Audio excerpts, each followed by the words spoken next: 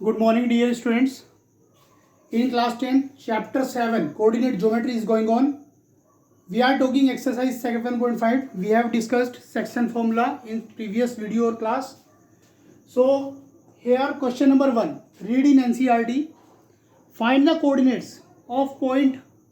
Find the coordinates of a point which divides the line segment. यानी line of join of 1,7 and 4,-3 in the ratio 2:3. Join of कहाँ है तो मतलब it is the these are the ending points of line segment. These are the ending points of line segment. तो हमने A and B, A भी एक line segment बनाया है, A और B के कोऑर्डिनेट लिखे हैं, ये एंडिंग पॉइंट्स है हमारे. रेशो गिवन है तो 2:3 लिखा है. रेशो किसका? AP एंड BP का. It is ratio between AP and BP because P is point of division. Clear? यानी आप बोल सकते हैं कि P इंटरसेक्टिंग पॉइंट है. P AB को 2 पार्ट्स में डिवाइड कर रहा है, एक AP है एंड एक BP है. तो late required point of division P of XY. तो जो पॉइंट ऑफ इंटरसेक्शन पूछा है या डिवीजन पूछा है उसे हमने XY लेट कर लिया है. तो point of intersection division P of XY by section formula. इतना तो हमें समझ में आ गया है कि क्योंकि पॉइंट डिवाइड कर रहा है लाइन सेगमेंट को तो सेक्शन फॉर्मूले पे क्वेश्चन जा रहा है. सेक्शन फॉर्मूला क्या होता है? x, y इधर लिखना है, यानी जो P के कोऑर्डिनेट होते हैं हमें लेफ्ट में लिखने हैं, वो चाहे जो भी कोऑर्डिनेट हो. और इधर हमारा सेक्शन फॉर्मूला है m1x2 plus m2x1 upon m1 plus m2 comma m1y2 plus m2y1 plus m1 plus upon m1 plus m2. Clear?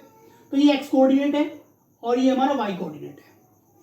अब हमें क्या करना है? x, y साइमल्टेनियसली चलेगा. m1 x2 और m2 x1 इन सब की वैल्यूज पुट करनी है वहां से. और वैल्यूज पुट करने के लिए मैंने पहले बताया है कि आप यहाँ पर x1 y1 x2 y2 लिख लें, जिससे कि मिस्टेक होने के चांसेस बिल्कुल कम हो जाएं. ठीक, बिल्कुल खत्म हो जाएं चांसेस. तो यहाँ पर m1 जो है हमारा कितना है? 2. तो m1 की जगह m1 और x2 कितना है हमारा? 4. तो 2 into 4 plus m2 into x1. m2 कितना है? 3 और x1 कितना हमारा? -1 अपॉन में m1 प्लस m2 है तो 2 प्लस 3. क्लियर? सिमिलरली आप यहाँ वैल्यूज पुट करेंगे. वैल्यूज पुट करते समय बहुत ध्यान रखें, बहुत केयरफुली वैल्यूज पुट करें, क्योंकि जरा सी मिस्टेक क्वेश्चन खराब कर सकती है. नाउ अब जब हमने सोल्व किया 2 4 8 प्लस 3 इंटू -1 कितना होता है? -3. तो 8 - 3 कितना होता है? 5 अपॉन में कितना है? 5 कोमा -6 प्लस 21 कितना होगा? 15 अपॉन 5. यहाँ पर कैंसिल कर सकते हैं. 5 से 5 को 1 जा और 5 से 3 जा, तो 1,3. It is the required point. आप देख सकते हैं जो आपका आंसर है required point is 1,3. It is your answer. Okay, तो यहाँ पर आपको 3 1 2 3 एंड 4 जो पॉइंट्स थे वो हमें गिवन 4 पॉइंट्स होते हैं. यहाँ पर 4 मटेरियल होते हैं, आपके पास आइटम्स होते हैं, तो उनमें से 1 2 3 गिवन थे और 4 पूछा था. इसी तरीके से कभी आपको P पॉइंट देगा और रेशो पूछेगा. ठीक, तो नेक्स्ट क्वेश्चन हमने वही लिया है. क्वेश्चन नंबर 2 अभी हम जंप कर रहे हैं, नेक्स्ट उसे पढ़ेंगे. लेकिन पहले क्वेश्चन नंबर 3 और क्वेश्चन नंबर 4 एंड क्वेश्चन 5 देख लीजिए. क्वेश्चन नंबर 4 में देखिए क्या है. Find the ratio in which the line segment the point a -3, 10 and 6, -8 means to say these are ending points of line segment a and b. Okay, and is divided by -1,6. यानी इस line segment को कौन divide कर रहा है? -1,6. मतलब जो P point है इसके कोऑर्डिनेट आपको गिवन है -1,6. तो क्या पूछा है उसने? स्टार्टिंग में पूछा है फाइंड द रेशो. अब की बार रेशो पूछा है और अब की बार P आपको गिवन है. ओके, तो इस क्वेश्चन से ज़्यादा बेहतर क्वेश्चन कौन सा है? Question number 5. वहाँ पर ज़्यादा बेहतर. अगर क्वेश्चन नंबर 5 आप कर लेंगे तो 4 तो हो ही जाएगा आपसे. ओके, तो क्वेश्चन नंबर 5 मैं करने जा रहा हूँ. क्वेश्चन नंबर 5 में आप देखिए जरा. क्वेश्चन नंबर 5 रीड करते हैं. Find the ratio. फिर से वही बात कर रहा है जो क्वेश्चन नंबर 4 में की थी. फाइंड द रेशो, फिर कह रहा है find the ratio. Find the ratio in which the line segment joining A coordinate given है एंड बी कोऑर्डिनेट गिवन है.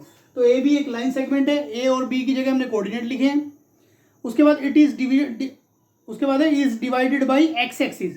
यानी इस ए बी लाइन को कौन डिवाइड कर रहा है? एक्स एक्सिस डिवाइड कर रहा है. जब एक्स एक्सिस से डिवाइड करेगा तो किसी पॉइंट पर तो डिवाइड करेगा.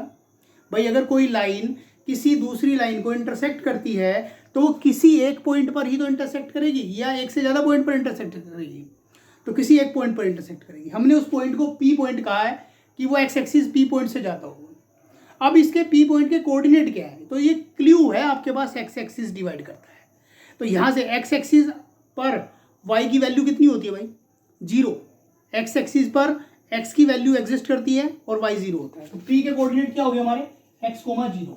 बाई चांस अगर वो कह दें यहाँ पर कि वाई एक्सिस डिवाइड करता है तो क्या करेंगे, तो 0 कोमा वाई कोऑर्डिनेट बनेगा, क्योंकि वाई एक्सिस पर एक्स की वैल्यू 0 होती है, क्योंकि हम वाई एक्सिस पर एक्स डिस्टेंस चलते ही नहीं है, तो जब नहीं चला है तो 0 है।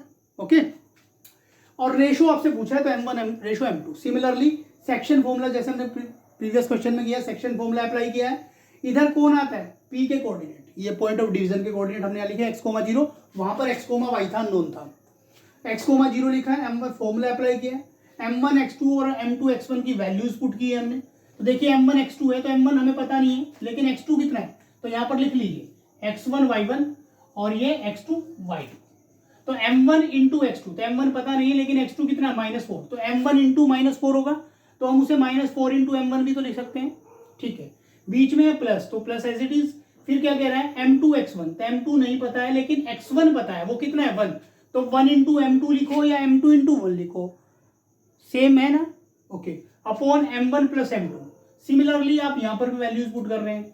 अब देखिए क्या हो रहा है, फाइनली यहाँ पर ये x कोऑर्डिनेट है और ये y कोऑर्डिनेट है, ये x कोऑर्डिनेट है, ये y कोऑर्डिनेट है, तो आपको कंपैरिजन करना होता है। कंपैरिजन, अगर आप x कोऑर्डिनेट की x कोऑर्डिनेट के साथ कंपेयर करते हैं तो यहाँ भी अननोन है m1 m2 और यहाँ भी अननोन है, तो यानी कि x भी अननोन है, तो क्या मिलेगा, कुछ नहीं मिलेगा यहाँ से। तो हमने देखा कि y कोऑर्डिनेट साथ कंपेयर कीजिए, क्योंकि इधर 0 है इसलिए ये नोन है, तो हमने y को y के साथ कंपेयर किया, तो 0 equal to 5m1 minus 5m2 upon m1 plus m2।